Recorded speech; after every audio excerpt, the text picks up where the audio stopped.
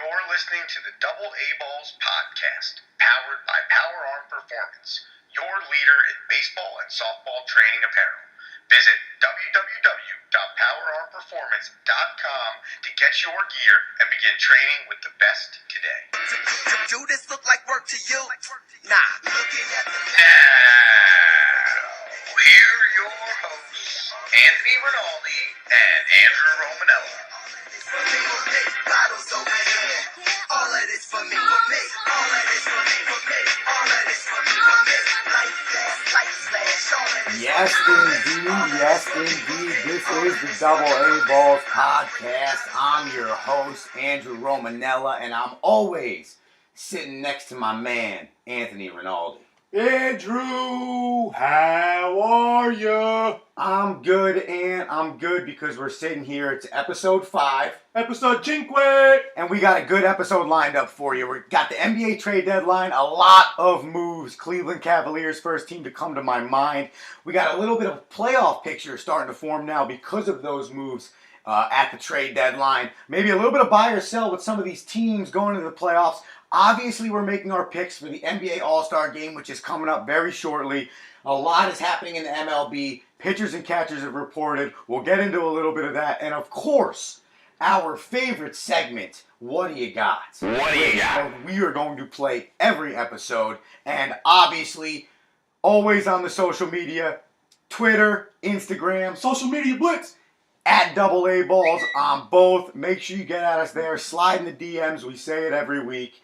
And it's been an exciting few days in the NBA, Mr. Rinaldi. And the Cleveland Cavaliers immediately jumped to mind. I mean, when you overhaul your roster at the trade deadline, get rid of 6 guys, you bring in 4 new, keep LeBron happy. Operation Keep LeBron That's Happy. exactly what it was. LeBron James wanted these moves. You get younger, you get a little bit more hungrier. Some of those guys were living off that title run. Operation Isaiah and Crowder, that didn't work. Get him out of town.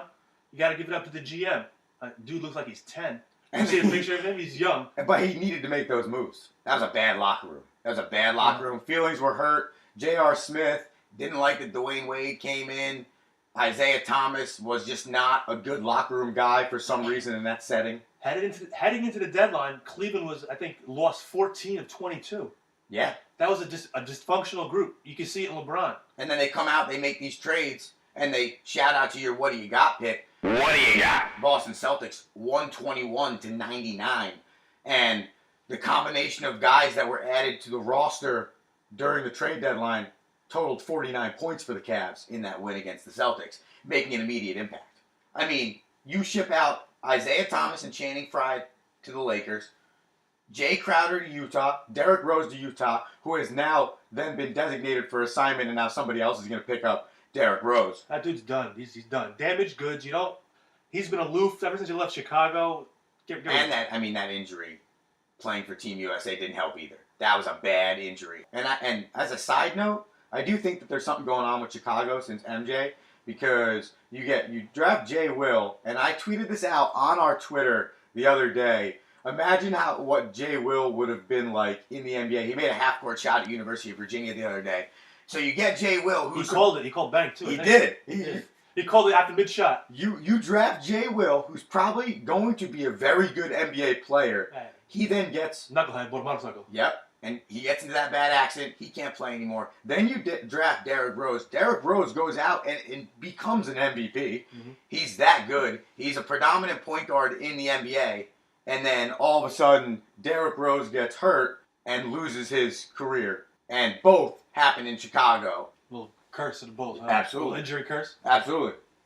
Well, and we know that there's no curse in Cleveland, but it's the wrath of LeBron James. And Dwayne Wade, to finish off the list of guys leaving the Cavaliers, Dwayne Wade sent to Miami, which I think is just for him to retire. Yeah, he even said it. He's like, I knew at some point I was going back to Miami. He didn't know when. He thought maybe via free agency, in the summer. But listen, when the king talks, people are going to move. And LeBron needed that upgrade. He saw an upgrade in shooting. They have one more chance. Your boy Rodney Hood came out shooting against Boston. He did, and they have one more chance for a title, really. And you gotta like Clarkson and Larry Nance. Do you believe Those two are going to run and gun with LeBron all day long. Talk about Lob City. Move over, DeAndre Jordan. Sit down, Clip City. New Lob City is going to be in Cleveland. Magic Johnson made some moves for the Los Angeles Lakers? Made a lot of space. And it seems like he tried to help the Cavaliers while helping himself take LeBron James from the Cavaliers this offseason. Oh, I think it was a brilliant move by Sir Magic. He cleared up future cap space. As good of a contract that Clarkson was playing at last year, that kind of was a tough contract to move. But you know what? He moved it to a team, and eventually he's going to try and snake their best player in free agency, and that's LeBron James. Is that a viable option? Do you believe LBJ to LA? Do you believe LeBron James is out of Cleveland next year? That's a great question. And is he going to go play in Los Angeles with Lonzo Ball, whose father, LeVar Ball, which is the last time I'll mention him on this show, has made comments directly to LeBron James, which LeBron responded to, not happy about. Right. Does I don't see him going to play with Lonzo Ball. I think, put that aside, I think he'd want to play in LA just for the spectacle of it. I mean, I think you got some meccas. You got LA, there's New York, which they suck for the last 20 years, the garbage team. He really should go to the Knicks. He dominates in Madison Square Garden. Yeah, it just makes so much sense. Bring the title to New York. It makes so much sense. Stop talking about the Knicks. They suck. I don't want to talk about their garbage. Shout out. They keep losing, though. They made a move, though. More ping pong balls. They made a move. Yeah, they got that dude Moutier. You know, he was, I think, the 7th overall draft I'm pick. not mad at that move, though. He was apparently high on the Knicks draft board, but obviously, you know, Phil decided to go with Godzingis. We'll see what that Charmin toilet paper sophomore turns into. Listen, the bottom line for that injury, though, but the bottom line for that injury is he's just that big, and when you're that tall and lanky, and you're coming down with so much force, and you're pseudo landing on somebody in the process that is that same size, it's hard. I don't care how much you work out; it's hard for your body to absorb that and not have something happen. No, I'm not going to call. Dude tore his ACL. That happens all the time. Look at Boogie Cousins. Did the same thing. Every athlete, Kobe, every athlete goes through it. Happens. I'm not calling that. I'm saying the other injuries. Yes. He played all summer in Latvia. First home cut. 82 grind season because you got to. It's like the Perp Squad. It's like shout out Hawthorne basketball. Shout out Hawthorne basketball. Perp Squad. 2 wins in the last 2 games. 2 wins in a row. I believe that's called a winning streak. That has happened before. Shout it out absolutely has. Coach Lou. There you go. Shout out Frankie Franchise Construction for the Perp Squad. Back to your Knickerbockers, because they did make a move. And listen, okay, I know that you're mad. Yeah, I agree with the Porzingis part, aside from the ACL, from the playing day in and day out and sitting out against the Golden State Warriors. From those things, playing over the summer and not really being committed to the Knicks. Regardless of how you feel about Phil Jackson not going to his meeting last year, I just think you're not a franchise player if you're doing things like that. LeBron James might not like Dan Gilbert all the time and the front office in Cleveland, but LeBron James isn't afraid to walk in there and have a conversation if they say, come have a conversation with us. He's not going to just jet and go on vacation at the end of the summer if things end like they were to have ended. Because, one, he does have the power to make moves, essentially. But I think the second part of that is he just cares about winning that much that regardless of who's in the front seat above him, he wants to make sure their mindset is getting him a team that's going to help him go to the finals again. Yeah, LeBron, at this stage of his career, all the miles he's put on his body, I mean, I think whatever team he goes to is almost championship or bust. I agree. But Porzingis, I'm going to call it right now, he's going to be Robin. You know, he's not, I don't think he's Batman material. You know, you get it, he's young. Maybe he's got time to grow and mature. Got to get used to the NBA flow. He's still got that European flow, but I don't know. I don't see him escalate. You know, he's a great player, 7'3". Dude can do most things that guys can't. He's do. a number 2. Exactly. He's a number 2. New York's got to find a Batman. I don't know. You got to build some kind of roster around KP. We're going to have young draft picks. But that's why I like the Moutier move, because now Frank Ntilikina can play the 2 instead of being the guy ball dominant, and I think that's a better spot for him. Frank Ntilikina, what was his numbers last night? I think he scored. He played 21 minutes. That's a little less than half the game. Probably really played 48 in a game. And he probably took some shots. I think he had 0 points and 0 assists. So the dude didn't even show up on the scorebook. Ding, ding, ding. That's not good. I had 0 points, 0 assists last night. That's not good. I had 3 points last night. I think I had 2 assists. There you go. I played well last night. So you played better I was than real Frank proud of Ntilikina. myself. Well, you know what team isn't making turnovers right now, though, is the Utah Jazz, because they've won 10 in a row. And as this trade deadline is now passed, I thought it was a good trade deadline. A lot of good things happened. Some other teams made some moves. I mean, Brooklyn sent some guys out. The Raptors and the Kings swapped. But more bench players than anything else. Nothing big time in terms of making huge splashes. Of course, obviously, the Pistons and Blake Griffin, we knew that trade had already happened. Well, obviously, we'll get into that game, the Pistons versus the Clippers, a little bit. But the Jazz are making a move, and I'm posing this question to you because I was thinking about this the other day. These teams at the bottom of the Western Conference, so if you look at the standings now, the Nuggets and the Pelicans are 7th and 8th place at 30 and 26. The Trailblazers are 31 and 26 in 6th place. Okay, the Clippers are 29 and 26, and the Jazz are 29 and 28. All within a game and a half of each other in the bottom 3 spots in the Western Conference, and then the 2 first spots out. Okay. Are they all really playing for a purpose? Because they're really all playing to get into the playoffs to then either lose to the Warriors, the Rockets, and the Spurs in the first round. And then if they somehow, some way, obviously the Golden State Warriors aren't going to lose. The Rockets probably aren't going to lose. I could see the Spurs being vulnerable. It's been a weird year for them. It might be a weird year for them in the playoffs. But other than that, are they all just fighting for the playoffs just to lose in the first round or maybe get swept in the second round? That's 2 more home games for the owner. It's exactly what it is. That's it. And that's all they're playing for. Right. What are you going to do? At this point, the beasts of the West are going to be your 1 and 2 seeds. Who's going to? I don't see it being anybody but Golden State versus Houston in the Western Conference. And frankly, I don't see it being anybody but now Cleveland and maybe even Toronto, Boston. I think one of those 3 teams in the East, those 2 in the West. I mean, it's as bad. I mean, I think I don't trust the Wizards. No, stop. I don't trust the Wizards.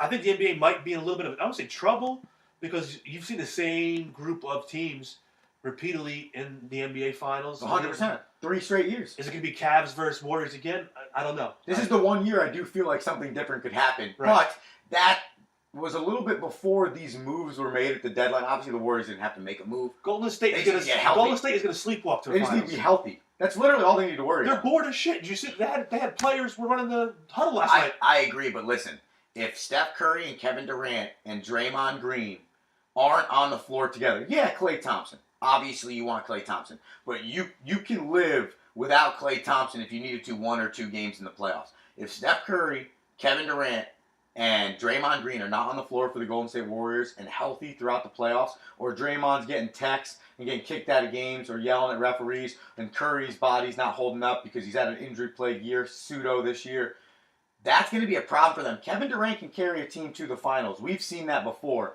But I do think, back to your point about the Eastern Conference, those top 3 teams, whether it's Cleveland, whether it's Boston, whether it's Toronto, I do think they'll give... I like Toronto. I do too, but I don't trust them. But I do give them a chance against Golden State in terms of a 7-game series. Could they take 2? Possibly. I could see them losing in 6 games in a 7-game series against the Golden State Warriors. I could see the Boston Celtics losing in 6 games in a 7-game series to the Warriors. I could see the Cavs getting swept. I think these moves are good. I don't.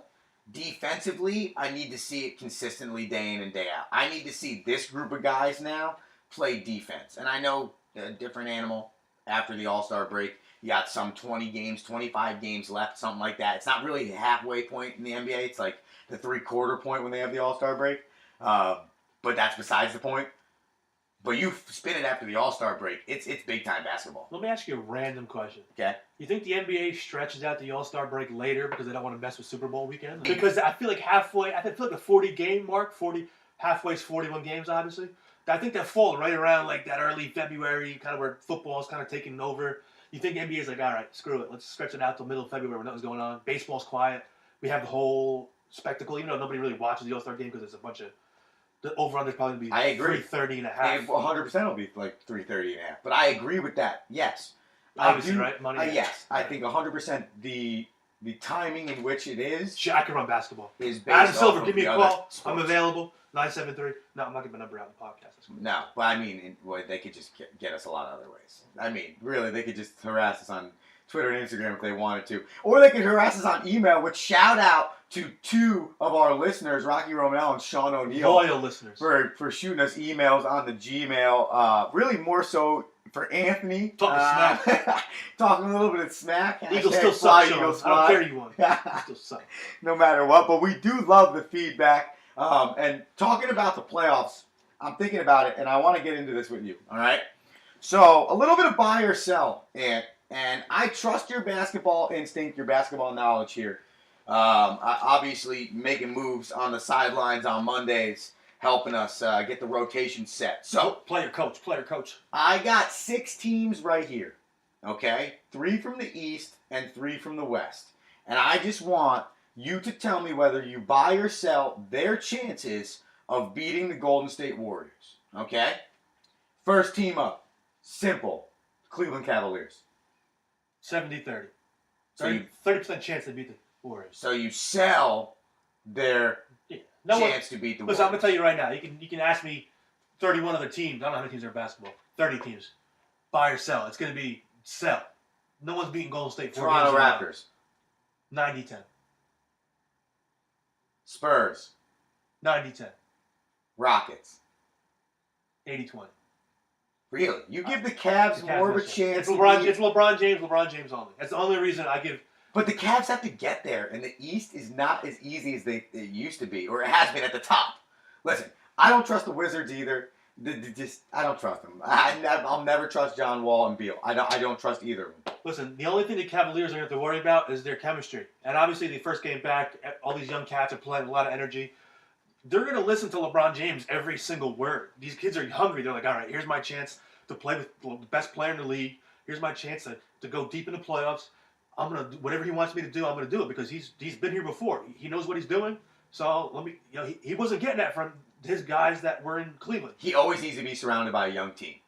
That helps. Because they'll always listen to him. Exactly. They'll listen to his word like it's God. 100% is what. 100%. So I think if they can get it together, you saw in Vegas, even the money. It could be the public money. Seeing that one game explosion against a good Boston team. True. But all the money went from Cleveland being like middle of the pack to win the NBA East, all of a sudden to I think negative, a minus, which means you got to pay a little extra to win. So a lot of money is shifting hard. So I think Cleveland gets it together. You got LeBron James. I'm taking him to the finals. Once the trade deadline happens, then you get the All-Star break, and I think the NBA likes it that way because you have trades, then you have about a week and a half to see whatever teams have assembled. Then you have a break where those teams now can use 4 or 5 days to integrate the new players, and then they have a 25-game stretch where they are playing together and then going into the playoffs. And I also think the NBA wants rest closer to the playoffs than they do the regular season. They would rather these guys not really care about 55 or 60 games as opposed to 40 or 45 games. Because let's be serious. In every sport, the mindset changes just a hair after every All-Star break. Because once every All-Star break is completed, now excluding football because they have bye weeks, okay? But even then, you could see that too because you don't have another break the remainder of the season. But in the 3 other major sports at the All-Star break, the clock starts to spin faster with how many games are important, what you need to do to win, and how you need to clinch your playoff spot. Hands down, bottom line. The shortest gap is in the NBA. Who has the longest playoffs in the 4 major sports? In terms of length, the NBA. The NBA players are 2.5 months. It takes forever, but that's how the NBA wants it. They want their playoffs to be more of a spectacle than their regular season. And everyone is complaining, oh my God, why is the NBA regular season so bad? It's because for 2 months, you're locked in. Even though all these other teams are going to get demolished, and it's probably going to be the Golden State Warriors and 1 or 2 other teams, probably. You still get locked in, and the NBA knows it. And that's why they're not going to change the model until the viewership of that 2.5-month playoff changes. Right. Look, you're going to see a lot of teams now start sitting their important players come down the stretch. They're not going to risk the injury, and they're going to start playing for seeds. Like if you're Cleveland, does it really matter if you're the 1 seed? Not In the really. East, probably not. No, not in the East. Doesn't matter. Even Golden They State. proved it last Golden year. State will probably ride to the 1 or 2 seed. They'll lock in home court. As long as you get home court, you're gonna roll. Like I said, Golden State's rolling to the final. They will get a speed bump of Houston. Maybe a 7-game series, but I'm saying they'll be lucky if they get 2. You don't think Houston has the ability to match up with the Warriors? We've seen it twice this year. They beat them 2 out of 3. Okay? We've seen it twice this year.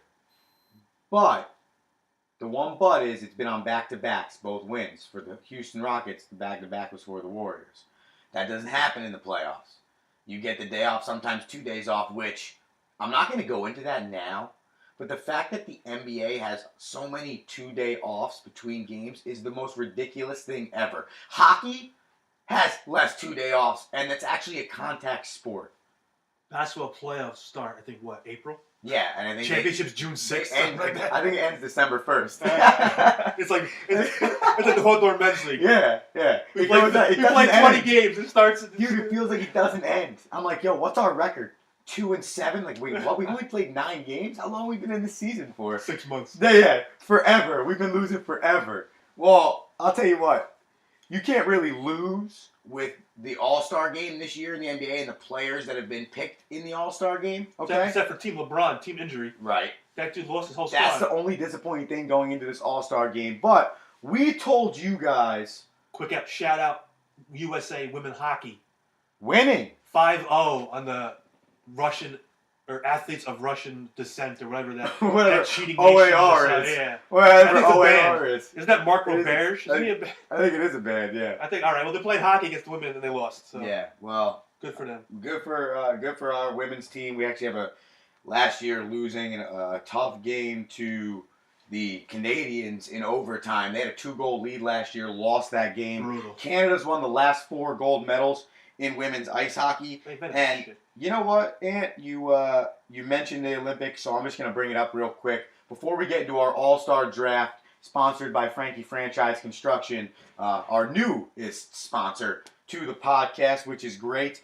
Right now, Norway's in the lead for medal count with 11, which is pretty impressive. And they also lead in silver medals. The island of athletes of Russian descent, or wherever we're going with OAR, is in the lead with bronze medals. And Germany's in the lead with 5 gold medals. Your United States has 3 gold medals, 1 silver, and 2 bronze, for a total of 6 in the Olympics right now. So Shout out America. Shout out Chloe Kim. And I don't know if you were watching this, but she deserves a shout out. 17-year-old from California, snowboarder. And she had a lot of hype coming into her in this Olympics. She didn't make the team 4 years ago, not because she wasn't good enough at 13 years old, but because her birthday didn't lie at the appropriate date for her to be eligible to go to the Olympics. So she had to wait 4 more years, and people have been waiting for Chloe Kim. What does she do in her first 2 runs?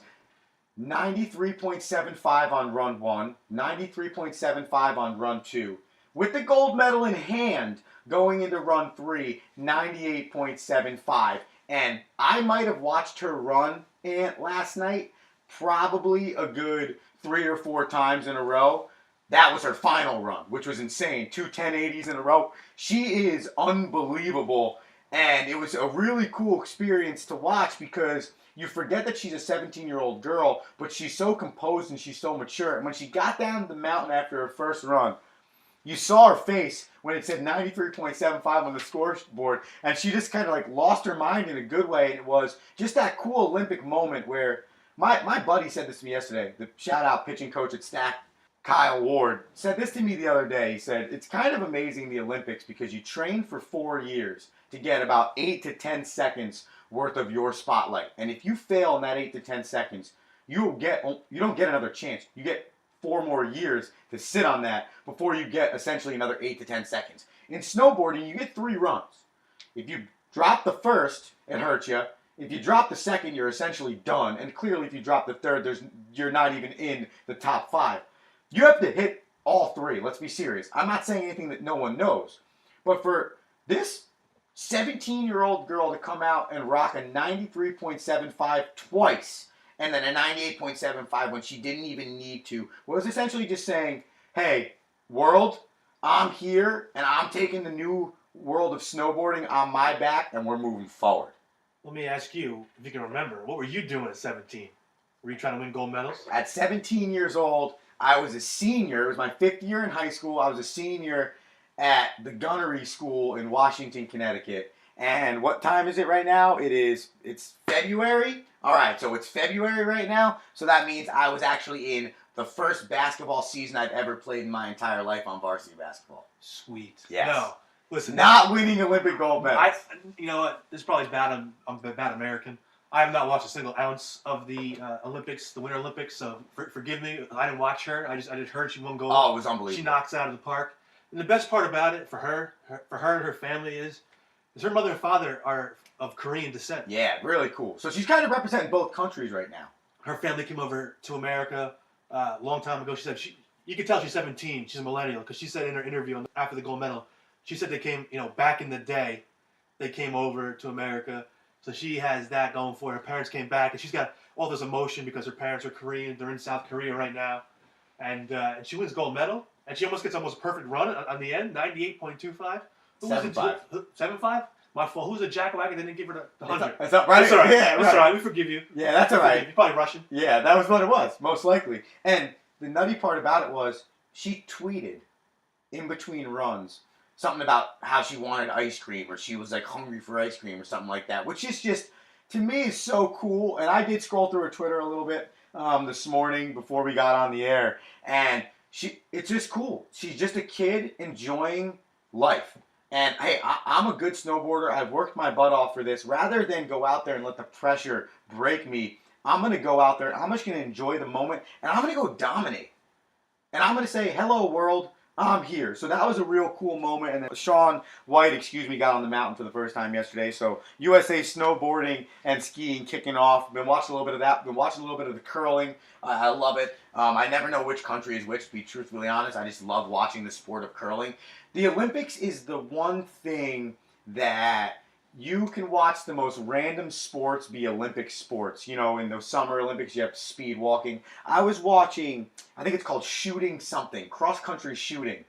And these people are cross-country skiing up and down these nutty-sized hills and curves and leaps and bounds, and they have rifles on their backs. And then they're laying down at different stops across this course, and they're shooting, I think it's 5 or 6 targets in a row. Once they shoot the 6 targets in a row, then they get back up on their skis and they cross-country ski to the next spot. These people are doing this for like 30 minutes. Like, that's mind-blowing to me. And listen, there's no one from America or Canada, or let's just call it the Americas, okay, that I noticed while I was watching it, which means obviously it's from areas of a heavy snow where you have a lot of open land. I mean, it's a reckless sport. I don't even know what it's called. I really think it's called cross-country shooting. But either way, that's what's so cool about the Olympics. I think that's why I watch. Let me ask you, how do you find out you're good at something like that? That's what I'm saying. Do you practice that shit? Yeah, how do you practice? You crawl through the woods, right, jump up and bang, hit the target, and just get on your skis on. Go to the next target, y'all. Bing. Here's what I think. What are we doing here? Here's what I think. Because you're in a country or an area where it's heavy snow and it's a lot of open space, that's how you have to go hunting. So you're just cross-country skiing, because you're not driving a car. Gotta find dinner, right? Right, you're cross-country skiing. Get that boar, son. Get that boar, son. And all of a sudden you start to realize you've been eating good. And now you're saying to yourself, oh, this is an Olympic sport too, so now I can make money off of this, and that's how it happens. I'm eating good at Trader Joe's over here in America. And that's fine. And that's fine. Let's get back to America sports. All right. All-Star Draft, baby. We've been talking to the people about it. We're going to post it on DoubleAABalls on Twitter and Instagram. Social media blitz.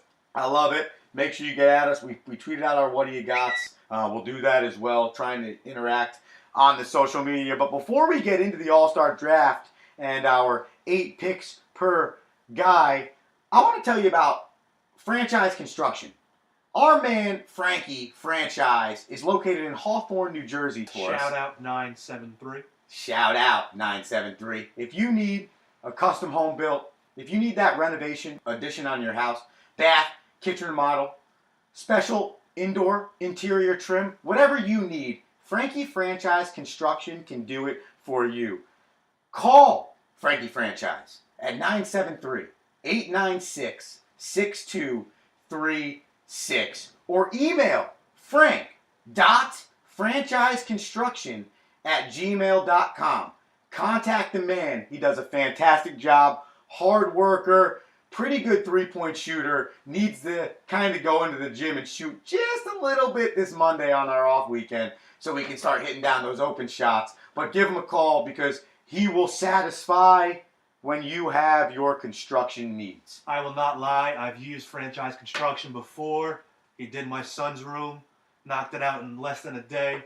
Kid's efficient, works hard, gets the job done. And he'll travel to you. Reasonable price. Good all-around dude. So contact Frankie Franchise Construction. Let's give you that phone number one more time. That's 973-789-6236. And All-Star Draft. We've told the people about it. You got the DraftKings/FanDuel up. Tell us what our rules are and what's about to happen. All right, so what we're going to do is we're going to mix it up a little bit. We're going to take the DraftKings scoring. We got that all figured out. You know, you get points for rebounds, assists, three-point shots made. You get extra points for anybody gets a double-double or a triple-double. And you get negative points for turnovers, obviously. But turnovers in the All-Star game, it don't matter. It's going to be about $1.80 to $1.85. It does, yeah, really, that's obsolete. So we're just going to take that scoring system. We're going to draft 8 players. We're going to throw everybody in the pool. And myself, Team Dutchmaster, is going to go head-to-head against Team Maverick. And we're just going to pick the guys. We're going to run it through the DraftKings scoring. And whichever team scores the most is going to win the What Do You Got segment for Episode 5. And then we're also going to pick a performer for you that will also tell you, hey, listen, we think this guy is going to light it up in the All-Star game. And our performers will go head-to-head in this pick for What Do You Got as well. And how do you think we should determine this thing right now in terms of who gets the first pick in this draft? How do they do it in most sports, Andrew? Well, do we go old school with the coin flip, right? Ooh. So who gets the ball first? All right, so I guess because we're in overtime right now in the NFL. Heads you win, tails you lose. Oh, I see what you did there. No, it's just that wrong. I see what you did there. All right, we're in my home studio. Your pick when the coin goes in the air. Ready? Tails never fails, bro. All right, here you go. Tails never fails, and it is heads. First pick in the draft to Team Maverick. I want to rave that. I want to measure that coin. And with that first pick, Team Maverick is going to take. And it's funny that I'm doing this because I'm a little mad at him still that he left the Oklahoma City Thunder. But I'm taking Kevin Durant, babe. What? You're taking your boy? You're not taking your boy Westbrook? I'm taking my man Kevin Durant. Wow. Second pick in the draft. Team Dutchie chooses. I gotta ride the hot hand from What Do You Got? Give me LBJ. Oh, give me the king. LeBron James. He always shows up. He loves the All-Star game. Look at that deep three. Watching ESPN buckets. So here's what I thought, and I'm gonna give you pick 3 right now because you just said it, Russell Westbrook. I was gonna take him, but I couldn't take LeBron. I couldn't let LeBron. Because I think that second year removed from Durant leaving Golden State. I don't think Russell Westbrook is that mad anymore. He's got Paul George now. I think if we put them in an all-star game together, right now, I think we're going to have a little bit of fun watching that. I'm going to raise you a point guard. Pick 4. Give me Chef Curry with the pop boy. Steph Curry with the pop boy. So we got some people off the board here. You know what? I need a little bit of big man scoring down low, but it also gives me an opportunity to shoot outside. I'm going with Anthony Davis. Oh, the unibrow. Fear the brow. That's pick number 5, Anthony Davis on the board. Team Maverick is squaring off. Trust the process. Give me Joel Embiid. First All-Star game. Wants to bang out Rihanna. He's going to show up. Joel Embiid is legit. So you go there for your third pick, 6th overall pick. Remember, 8 guys. 8 guys. And, I mean, really, you want to get as many starters as possible. I'm going to go with James Harden. Oh, I forgot he's even playing. Yeah. Wow, what a sleeper pick by you. Sleeper pick by me. Anthony falling asleep at the wheel. You know what? I've also learned that James Harden can clearly play in pretty much a 2-point guard system with Chris Paul. And I know Harden actually sometimes doesn't like carrying the ball up as much as he likes getting the ball and then going off the dribble or off of a screen and then taking it to the lane. I mean, he can do it. Being the main point guard, we watched it all year last year. But I think he's getting really good at that 2-point guard system. And that's why I want Russell Westbrook and James Harden and Kevin Durant back on the same roster for one night to see what didn't happen in Oklahoma City when they all went away, but we still have my man Russ. Shout out, Brody. Shout out, Brody. All right, I see where you're going with this. Pick 8. What do you got? I'm trying to work out some logistics here, so we make sure we have all the proper picks, Players in place. Because here. we need certain positions to do it FanDuel style. That's right. I got to make sure we have everybody on lockdown. But give me, please, knock it out the park. Give me another guard who's going to show up. King James's favorite player in the NBA, Kyrie Irving. Kyrie Irving. So you think Kyrie and King James are going to be okay together? Correct, 100%. Yeah? 100%. Don't matter. It's All-Star game. Everyone's going to be shooting. Hey, listen, if that's how you feel, that's how you feel. So what do I need now, Ant? I think I need a forward. You get a forward. You have a utility spot who could be anybody. The utility can be anybody. An SG, the old shooting guard. Can I take Giannis Antetokounmpo? Oh, I know who I got. I can take Giannis Antetokounmpo. You just like saying that name. I love saying it. One more time. Antetokounmpo. Go on, get it. One more time. Antetokounmpo. I think that's right. Oh, who cares? Close enough. Antetokounmpo. He ain't listening. What is that? The Greek freak, Giannis, whatever it is, he's on my roster. His brother had a quick shot with the NBA, with the Knicks for a minute. I think you should be worried. These 20 bananas might be coming my way. Listen, I live next to a farmer's market. Lots of bananas. Ripe bananas. All right, hey, listen. You got pick number 10 right now in the draft. Easy. It's your easy, fifth easy, player. bro. He's going to drop 28. Who? DeMar DeRozan. Ooh. Give me DeRozan. Give me DeRozan buckets out of Toronto. Young Toronto. You're going to watch. He's the truth. Toronto could steal the 1 spot or the 2 seed. He is the truth. East. I want a backside big guy.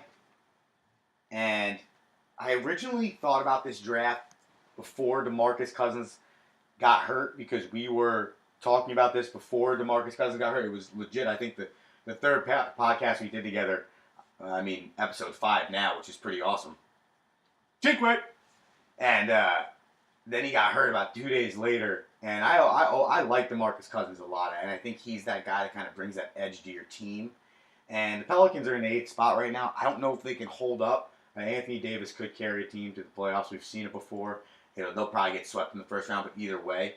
So without having Cousins, I'm staying pseudo big here, and I'm going with LaMarcus Aldridge. L.A. Smooth. I didn't like that trade to the Spurs at first. It wasn't a trade. He signed free agent. Oh, that's my fault, right? Good call. That's why you run the shit. That's why I'm here, babe. I don't understand. I didn't understand it, but I'm kind of liking the game now. But it's a little in and out.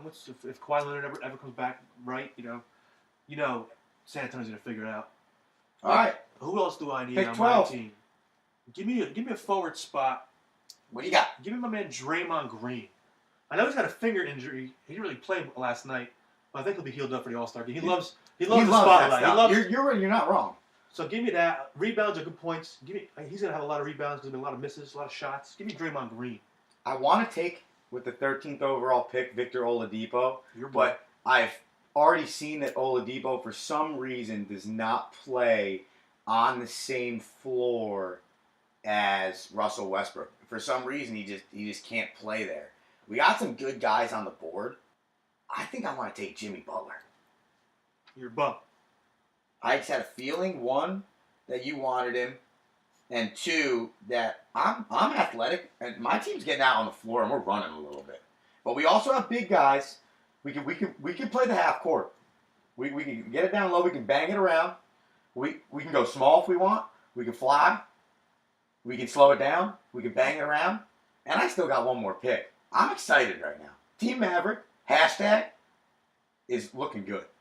Splash Brothers. Ooh. Give me Clay. Clay and Steph together again. Chef Curry with the pop, boy. And my boy Clay in the utility So you spot. have Clay. Yep, I got one more pick. And Steph. And you got a forward And spot, right? Draymond, but I got your boy KD. That's so it. you couldn't keep the Warriors together. No, that's it. Break them up. And I have one more spot left with the 15th pick in the 2018 Maverick v. Dutch All-Star Draft. Team Maverick selects Karl Anthony Towns. Cat. Fine young player. Very. and I like what's happening in Minnesota. I got his boy Jimmy Butler with him. Listen, continuity. We got a good group of guys in this locker room right now, and I really think that Russell Westbrook and KD are going to bring a vibe to my squad, and they're really going to lead it. Vibe it. Hey, with the 16th pick, the last pick in the 2018 Mr. Irrelevant. All-Star Draft, Team Dutch selects. It's got to be a big man, because why not? That's all I got left. Give me Al Horford. Al Out Horford. of Boston. Pick up some rebounds. What the hell? All right. So, to recap, real quick, Team Dutch, LeBron James, Steph Curry, Joel Embiid, Al Horford, Kyrie Irving, Klay Thompson, DeMar DeRozan, Draymond Green, versus Team Maverick, Boo. Kevin Durant, Boo. Russell Westbrook, Anthony Davis, James Harden, Karl Anthony Towns, Giannis Antetokounmpo, Jimmy Butler, and LaMarcus Aldridge. I'll tell you what, I think that's pretty good right there. I'm excited. I'm very excited. And if I had to choose, and we're going to get into this in a few more minutes when we get into our favorite segment, what do you got? What do you got? I have a pretty good idea from my side of things who I am going to choose for my what do you got. You looking at your roster, you think you're starting to figure out who you want to pick for your performer? I may pick somebody on your squad. Oh. That's how confident I am, sir. Let me look at the squad who I picked. I don't remember who I picked. That was like an hour ago. Did I watch this? I could watch that. I'm going to watch you. I know who I got. See, I'm staying loyal to my squad. There I'm you picking go. on my squad. Yeah. I only want to root for my That's squad. why you're in the negative, and what do you got? Oh, get out of here. Oh, what do you got? What's my record after this I weekend? don't know. We got to figure it out. We'll get into it. I know it's low. We'll get into it. And shout out Frankie Franchise Construction as the All-Star Draft sponsor, Frankie Franchise Construction. Hit us up on the Gmail to get an advertisement. Love to hear from you. DoubleAABalls@gmail.com. Correct, sir. Join the podcast like Frankie Franchise Construction and Hawthorne Glass, sponsor for What Do You Got? What do you got? MLB Hot Stove. The Mets make a move. We mentioned it last podcast. The Cubs make a move. We have to get into that. Hosmer's talking to the Padres. Nothing really for Moustakis. Bud Norris signed a one-year deal with the Cardinals that does nothing for anybody. And a few minor league deals were made. The Mets traded Matt Reynolds to the Washington Nationals for cash consideration, I believe.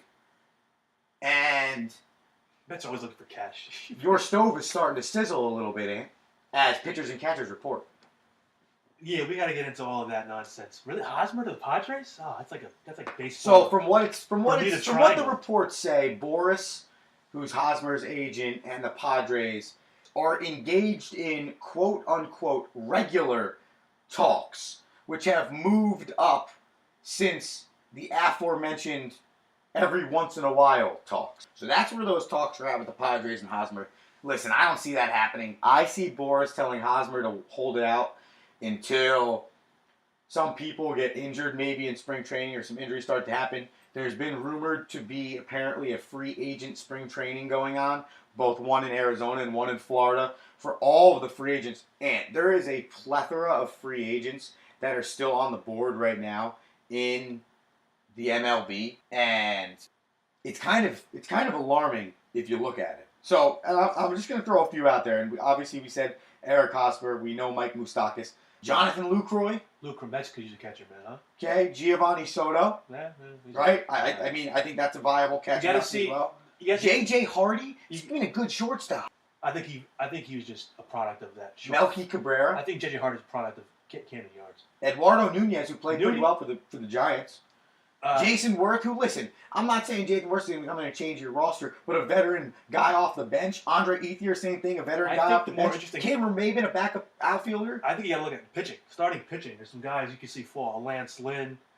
I guess if your boy Jake Arrieta goes, I think he's looking. Jake Arrieta, yeah. I think he's going to the Nationals. You get Arrieta, you got Scherzer, and you got Strasburg. Francisco Liriano. I mean, listen, I know a lot of these guys aren't Terrible. wow names, but they're not. I don't think they're terrible. They're If you That's need why they're a not signed. if you need a fifth Scott Boras wants $250 million for these guys. if you need a fifth starter, you're not going to go get Matt Garza. no, No. dude. Listen. I'm a fantasy baseball junkie. I know Lance Lynn, you won't go get Lance Lynn as a 5th starter.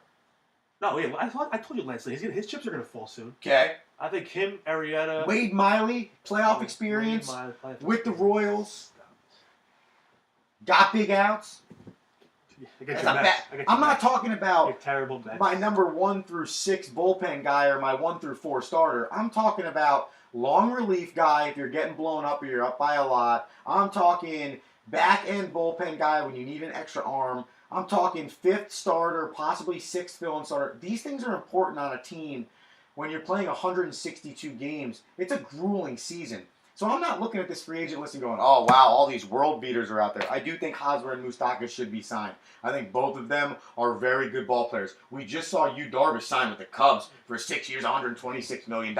I completely disagree with that contract. I'm not saying that he shouldn't be signed, but he got a no-trade clause and a player opt-out after 3 years, which is ridiculous. That fact that the Cubs gave him that contract, the Mets gave Frazier 2 years, $17 million. That doesn't really bother me that much. I do think Hosmer deserves a 5 or 6 year contract. The Padres apparently offered him a contract around 135 or 140 mil for 6 years or something around that area. He wants like 8 or 9 years. He's trying to bait the Royals into like 8 or 9 years. See, that's where I think it's ridiculous, and that's where I give credit to guys like in the NFL, Alshon Jeffrey, who bets on himself and it's a 1 year deal. Kirk Cousins, who did it 2 years in a row, where he took the franchise tag, bet on himself 2 years in a row, did a fantastic job 2 years in a row, is probably now going to cash in this free agency. I give those guys credit. My man still made $20+ million a year. Didn't he win his franchise tag? Yeah, and I'm not. But listen, and I agree. $40 million. And sneezing at it. Sneezing at it, Andrew.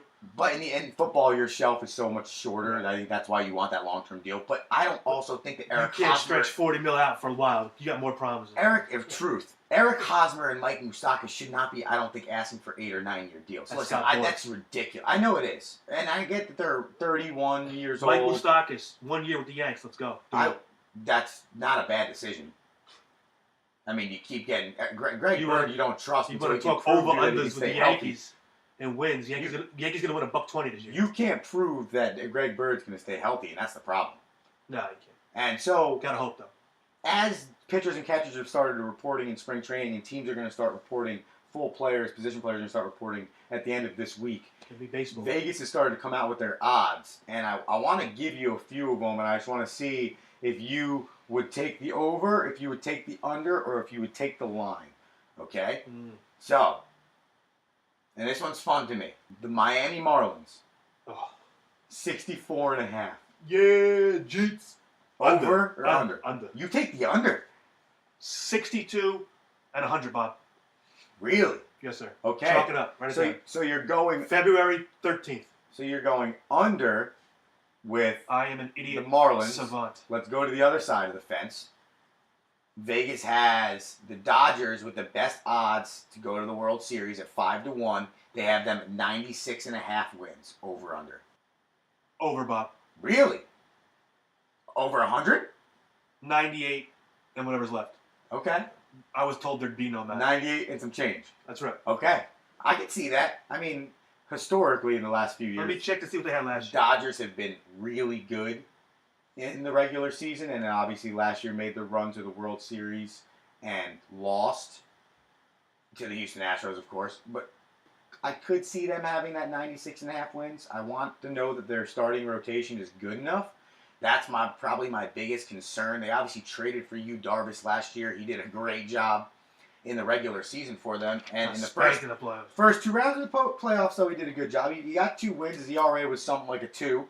But it was the World Series where he was 0-2 with a 21.60 ERA. He was just getting lit up everywhere. And he was tipping his pitches. That was a big controversy. Not controversy, excuse me, but a big thing during the World Series.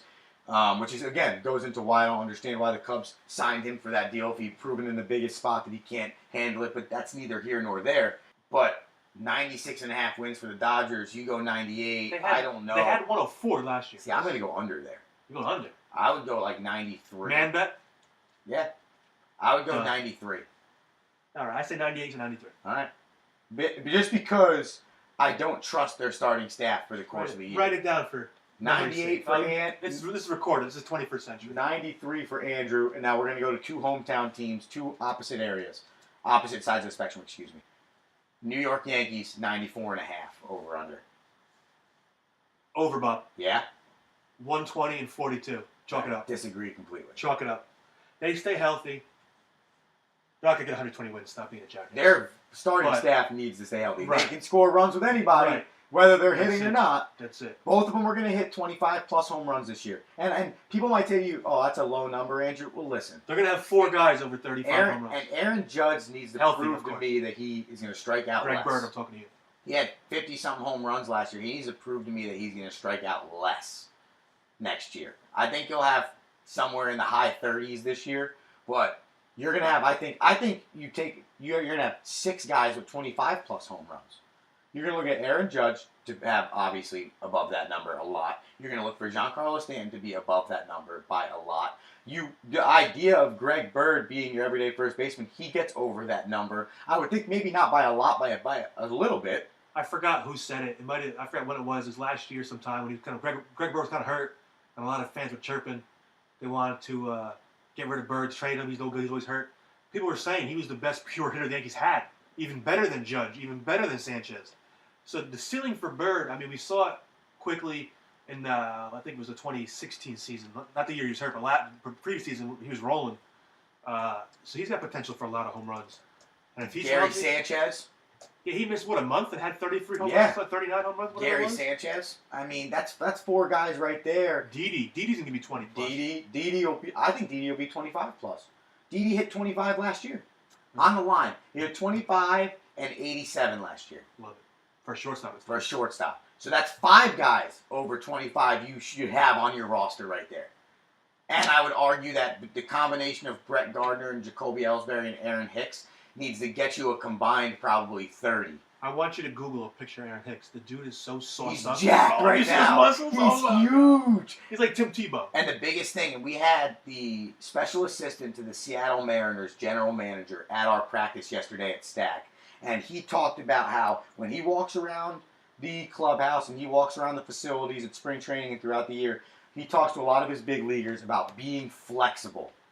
You have to be flexible. If you're not, you can keep getting big, you can keep getting stronger, but you have to keep your flexibility if you want to be great in the MLB. And I thought that was a pretty interesting point. And you see some of these guys, and they're unbelievably flexible. If you go to a pregame in the MLB and watch the process that these guys go through every single day to get themselves ready for a 162-game season, people think it's just kind of show up to the ballpark and, all right, we're ready to go. It's not that at all. I mean, these guys are there early. They're getting their bodies ready. They're doing a lot to get themselves prepared for what they're about to do on the field and how they need to be able to do it over the consistency of that length of a season. Right. I'm sure you've seen this firsthand being a coach in the baseball industry. You've seen the rigmaroles of a long season, the workout the body goes through.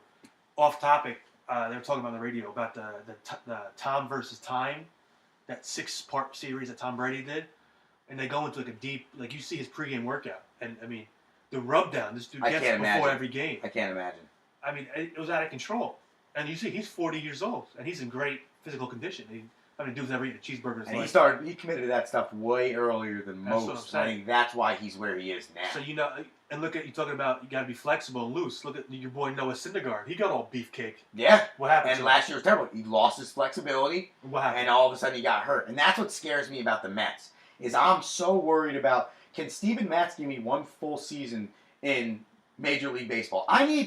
Listen, I want the 30 start number, as does everybody when they look at their starting pitchers, but I'll take 25 from Steven Matz this year. I'll take 25 from Zach Wheeler. I'll take 25 from Matt Harvey. I'll take 30 from Noah Syndergaard. And I'll take 30 plus from Jake DeGrom. That's what I want out of my starting staff. And then you have Gazelman. And then you have Lugo. And you have these other guys that can step in if you need them. If you want to go to a 6-man rotation. Or if you do have nicks and bumps throughout the road. Or if you want to take a pseudo-NBA model and give some guys some rest throughout the year. But the Mets will not survive this year or even sniff a wild card or a playoff berth or the Washington Nationals if any of those 5 guys gets into the injury pattern they've gotten to in the last year and a half to 2 years.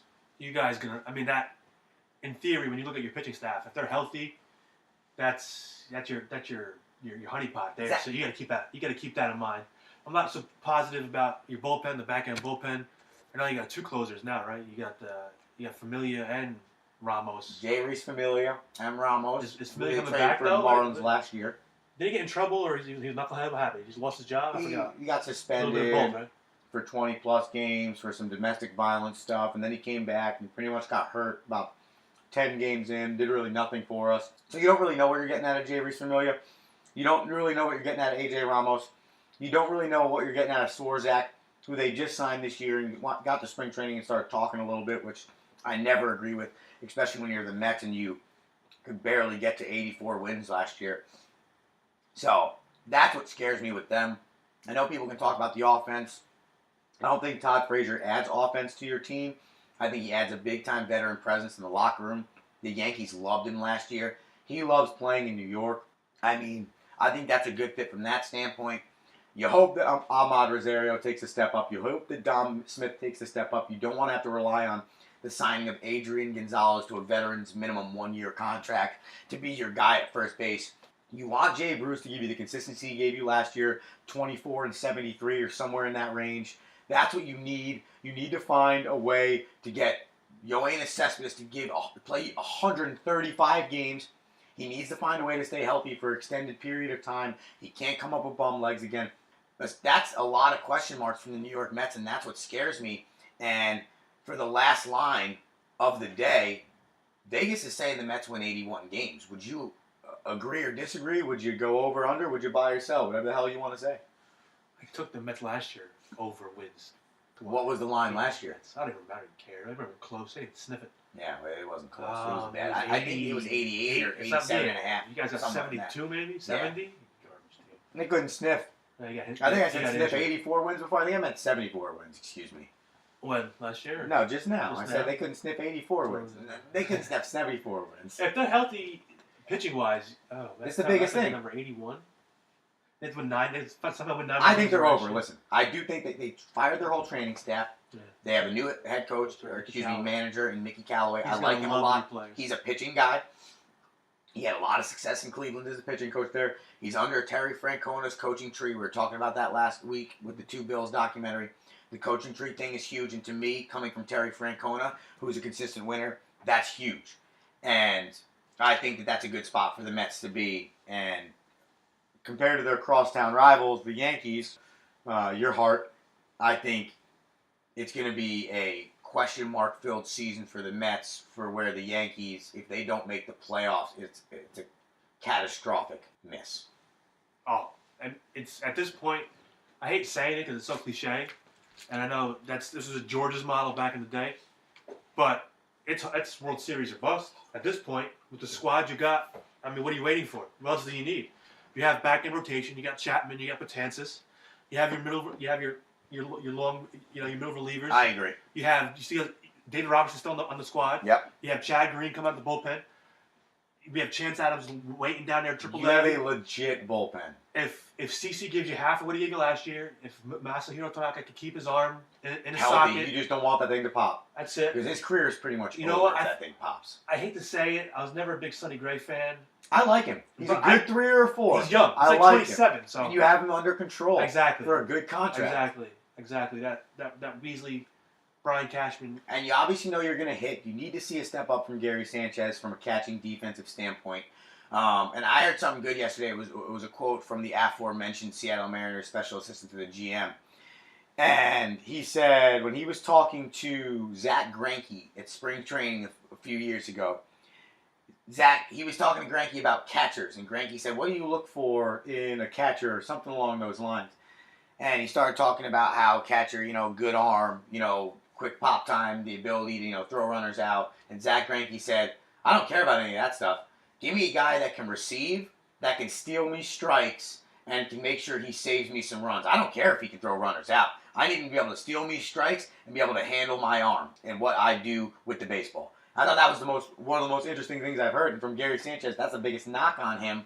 And that will go a long way in some success for the Yankees. I'm not saying they're going to make or not make the playoffs off of Gary Sanchez's defensive glove, but I'm telling you they're going to win or lose big games in the playoffs or late in the year on Gary Sanchez's defensive ability. And we saw it last postseason. You just don't want to see it again. You need to see that step up defensively, and he needs to be able to start a little bit quicker offensively. It took him about 2 months last year to get the engine going a little bit in his sophomore season. He needs to go out now in his third year and be able to get that going from the onset, prove he's a perennial all-star, and he can play the 162 at a high level. As a catcher, he's probably going to be able to play about 120, but at a high level. Right. And listen, he's going to get a lot of time at DH as well. They're going to find ways to get him at bats and not catch, preserve the. He's young. Listen, the dude's got a rocket of an arm. Even if his blocking has lacked last year, and you know what? From all I've read recently about him and Girardi, how much they didn't got along, whatever it was, catcher to catcher. I believe Joe went about it the right way to try to teach him and show him the way of being that defensive catcher. And we saw a little bit of positivity towards the end of the season. Sure, in the postseason, it didn't really hold water. But you know what? He's young, too. He's growing.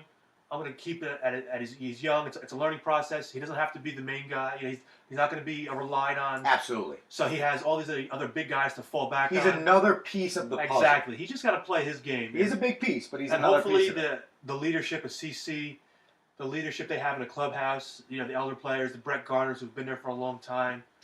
Who else you got? I agree. That locker room has been there a long time. I actually think Jacoby Ellsbury is going to turn into a pretty good leader because he just wants to keep his MLB career alive. He's getting paid a ridiculous amount of money to not be a starter. And I think he is going to agree to do everything and be a great teammate this year because he also would maybe want to try and find himself out at the trade deadline to a place where he could play every day. And he has to obviously have had a good reputation throughout this year for a team to want to absorb some of that money and pay him to be an everyday player in their organization. So I think Jacoby Ellsbury is going to be a pretty good leader. He's had a lot of playoff experience in his career, starting in Boston and now coming to the Yankees. He's been in the playoffs. So he knows what that pressure is like, almost like a Jason Hayward with the Cubs a few years ago where he wasn't having a great offensive output. I think he hit 222 in that World Series. But everyone talks about the speech he made during the rain delay when he goes in there and he talks to his team versus the Indians in Game 7, and they come out and they win the game in extra innings. So there is value to those guys, and to your point about CC and Gardner, and I think David Robertson's going to be in that mix. You don't go in there as a coaching staff and say, this guy, that guy, this guy. In professional locker rooms, if you're a great locker room, it leads itself. The coaching staff merely just manages. That's why they're called managers. I think that's true in baseball, at most sports. They always say, like, how many, what does a manager in baseball really do? Besides calling the X's and O's. Manages egos and puts them in the best spot for them to succeed. Right, and that was a big knock on, like, that's what you got. I got to see. I mean, listen, Aaron Boone is definitely placed, he's got his feet to the fire. Listen, you got that lineup. You got that kind of star potential. This is your first ever coaching job. Clearly, Brian Cashman is the master of puppets. Upstairs pulling the strings. Yeah, you're on. And Aaron Boone's just a little shot I think he'll boy. be a good voice, though. But exactly. I think it's a fresh. The Yankees seem to give mentors 10 years, then you're out. Joe Torre got 10, then you're out. Girardi gets 10, and you're out. Yeah, yep. Is that good for the? I don't know. We haven't won one since 2009. It's been a long time. We're grateful for it. Thank you. Hey, Rod, you still I feel so bad for you. I know you do. As a Met fan, you probably feel so bad. I haven't won since 4 years before I was born. Right. It's true. But, I mean, listen, if that squad ever had their head on straight, you could have had a nice run there. But You're right. You guys like to party. For the Royals in 2015, that was the wrong team to play because they had the experience from the year before. Your boy Lucas Duda came for the ball from home. Yeah, and they destroyed Such us. simple fundamentals always seems to screw up the weak-minded athlete. I can't call. I mean, who am I to call out Lucas Duda? I believe he's a pro athlete, but I mean, watching as a fan, well, not a fan, but you're a fan. I had to, as a coach too of baseball, and you know the fundamentals. It was such a good You could play, probably though. throw that in your like lefty blindfolded. You could probably make a better throw. I'm pretty positive it was Moustakis on third base. Was it Moose or Hosmer? It was Moose or Hosmer, which is funny because we've been talking about them in the trade, the free agency.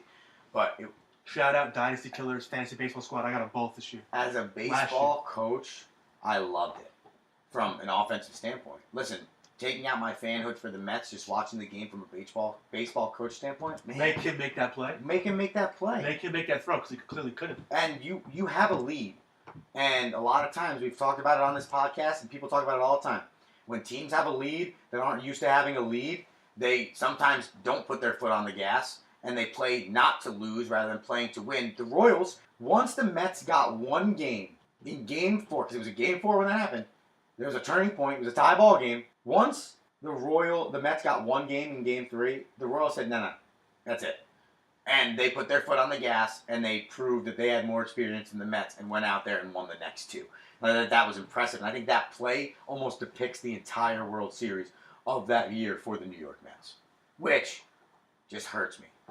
It hurts me. And it broke me in 2000 when they lost the Yankees. It broke me in 2006 when Adam Wainwright threw the curveball to Carlos Beltran. Strike three looking. It broke me in 2015 when the Royals beat the Mets in 5 games in the World Series. But you know what isn't broken around my house? And that's the glass, that's the windows, that's the doors, that's the thermo panes. That's a lot of stuff thanks to Hawthorne Glass. And let me ask you a question. Have you been looking to fix that broken tabletop or enhance that dull picture frame? Perhaps remodel the bathroom with an elegant and beautiful shower door? Are you tired of looking through old, dirty thermo panes or windows? How about that broken or torn screen? Don't wait for the warm weather to upgrade. Take care of it now and be ready for spring. Call Hawthorne Glass, 973-427-4344, and schedule your home consultation with Angelo today. Angelo has 3+ decades of quality service in the glass industry. They don't call Angelo the best in the business for nothing, folks. If you want that property upgrade and you need that quality service, you can depend on Hawthorne Glass, 973-427-4344. to schedule your appointment today. And when you do, use promo code DoubleAABalls and you will receive 10% off your first purchase. Hawthorne Glass, our man Angelo, 973-427-4344. And my guess would be that frank.franchiseconstruction@gmail.com may also be involved with you when you speak with our man Angelo at Hawthorne Glass. So either way, both of our sponsors, we want you to come home essentially to a house that you enjoy. That's what we're doing for you on the Double A Balls podcast. That's what Hawthorne Glass is doing for you. That's what Frankie Franchise Construction is doing for you. And when you hear Hawthorne Glass, you know it's our favorite segment. What do you got?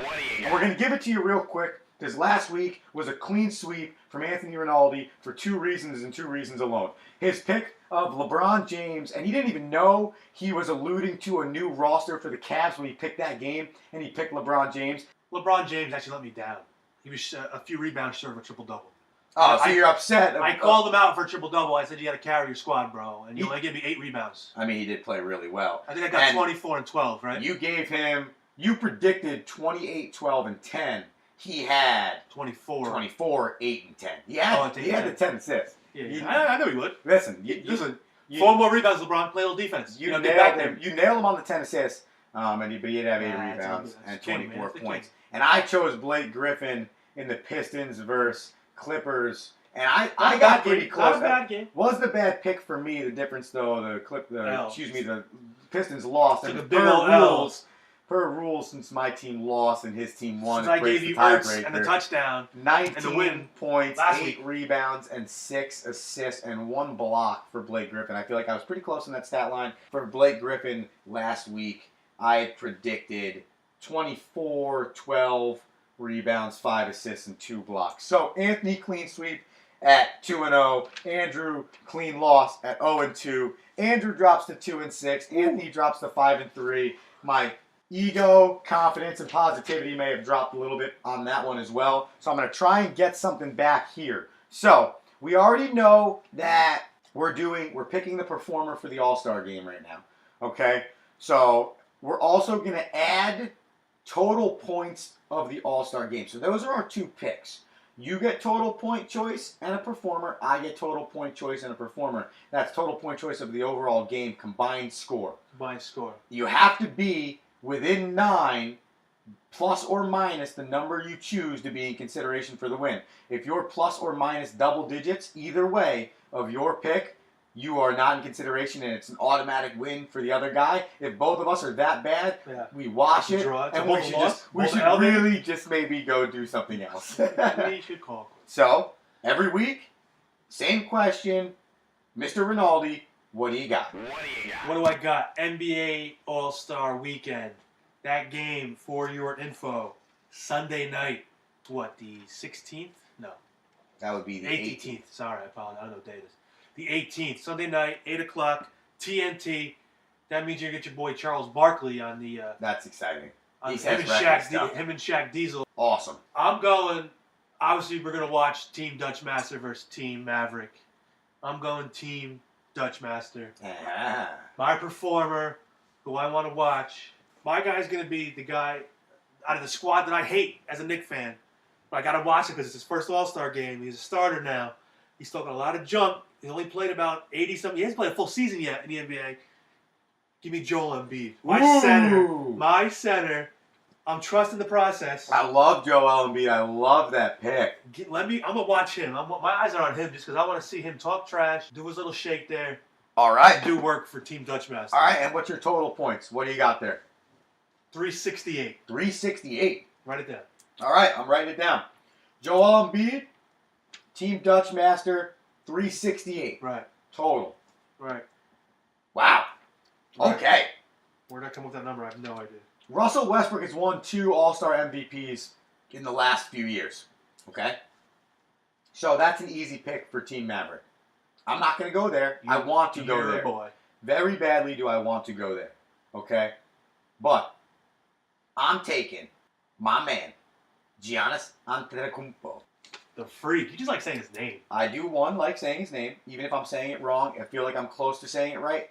And we have this running joke in Stack Basketball that if I'm the worst guy at saying nutty names, so it just makes me laugh that for some reason Antetokounmpo is one that I can say, but Campanamosi was said 4 different times on my hockey broadcast the other day, but that's a tangent we don't want to get into. So I'm taking Giannis Antetokounmpo, and I'm going to take my total at 324. Low scoring. Yeah. A lot of defense in the NBA All-Star game. Yeah. My reasoning. 150 to 150 is 300. Correct, sir. Okay? Right. I just, for some reason, feel like it's a new All-Star format. For some reason, there's been this gripe with people saying how bad the All-Star game is in the NBA, how there's no defense. I just think that the last 6 minutes of this game, 8 minutes of this game, if it's close especially, they're actually going to lock down and play D. And even though this number might be rising early, I think it's going to stall a little bit, and it's going to be around 324. That's my reasoning. I'm going to come back for episode 6 and just call you a fool. You think I'm going to be 2-0? I think I'm going to be 2-0. So Giannis Antetokounmpo and 324 versus Joel Embiid, the process, and 368. To wrap up episode 5 Cinque. of What Do You Got? And we'll tweet it out. We'll Instagram it. Social media blitz. At DoubleAABalls. Tweet us. Slide in our DMs. Contact us. DoubleAABalls@gmail.com. We had 2 last week. Let's keep adding to that number. We are working on a website. DAABpodcast.com. So hopefully that'll be up and running shortly where we can get our episodes up there quickly. And then as well working on, hopefully, fingers crossed, finding a way to get these episodes on iTunes. But obviously, watch it on the YouTube as well. Follow it on the Twitter and on the Instagram. It has been a fun episode 5, Ant. It's been a blast. I love it. DoubleAABalls podcast, babe. I love sports. I can't wait to watch the All-Star game this weekend. Going to see my boy, Joel Embiid, do work down there. And you know what, Andrew? I can't wait for episode 6 because we're going to talk a lot of smack to each other. We're going to talk some smack about more MLB, hot stove. We'll dissect Team Maverick versus Team Dutch Master. We'll get into some more MLB as all players and pitchers will have reported at that time. It's back burner stuff, but I got to talk to you about Jimmy G getting paid. Oh, so man. We got to talk about Jimmy G getting Jimmy paid. G got paid, front-loaded contract. I think it's $86 million in his first 3 years. We need some San Francisco blood. San Francisco. We need some San Francisco voices, maybe. I think it's a good choice. I know there's somebody in the podcast family who could talk Niner football. I can't even, off the top of my head, I don't even know who you're talking about. Because all I see is Kid in his Giants apparel. But that's neither here nor there. We will get into the MLB season beginning and spring training getting into full force next week. We will talk about Team Maverick versus Team Dutch Master. Let's see who's 20 bananas shorter. Let's see whose team's better. Let's see who wins. What do you got? We'll obviously give you the best. I'm Andrew Romanella. That's Anthony Rinaldi. Have a good one. We're saying goodbye to the people. This is DoubleAABalls, and we are out.